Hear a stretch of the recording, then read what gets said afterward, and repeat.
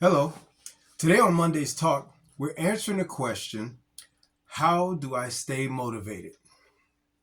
Well, obviously we know that with this world and this life, there's a lot of things that can become discouraging or we can experience that can cause us to feel discouraged, uh, as well as the desire to give up on something, right?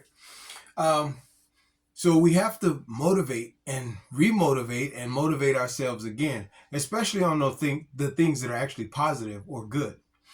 Um, so since we always deal with this from a practical and spiritual standpoint, we're going to come from the book of Second Timothy, chapter 1, verses 6 through 7. And this is something that I'll just explain what's going on. You can go read it yourself. But Paul is telling Timothy to stir up the gift that God has given him, to refresh himself, to remind himself uh, that was given to him through the laying on of hands. And, that God hasn't given us a spirit of fear, but of power, love, and a sound mind. So, really, this is really telling Timothy to motivate yourself.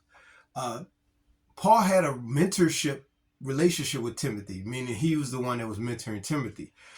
In our world today, many people don't even know what a mentor is. A lot of folks have to raise themselves, if you will, in life. And sometimes by choice, but a lot of times it's, because they don't have the opportunity to have others to invest in their lives. But the ones that are by choice usually have the opportunity, but they don't listen to them. They don't want them, right? They like, I got this myself. So Paul is this in this role of mentoring Timothy. And he's saying, look, remember what was given to you. Laying on of hands it can be, I'm sure some people probably saw church, they go lay hands and stuff like that. But that's also a symbol of approval, of endorsement, of empowerment, and someone recognizing or affirming you. So it's not just necessarily just the act of laying of hands, but it's the actual act of someone investing in you. But either way, the thing is that we learn from others, right? And Paul experienced a lot of turmoil to stay encouraged to do what he was given to do, what was passion in his heart to do in this life.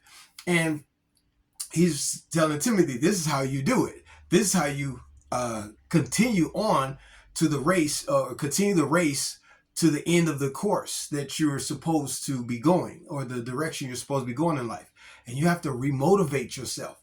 You have to engage in activity, and mental activity, and physical activity, and even spiritual activity to reinvigorate yourself, to motivate yourself. Even Paul later on, in other areas of scripture, he says that, that he let it be known that he motivates himself.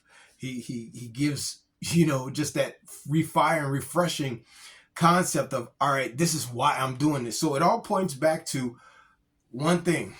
Why do you do what you do? If what you're doing is not worth anything, then you really shouldn't be doing it, right? But if we're living life and we're doing something that has value, we want to and have to reinvigorate ourselves by remotivating ourselves, refreshing your mind on why you started doing what you're doing.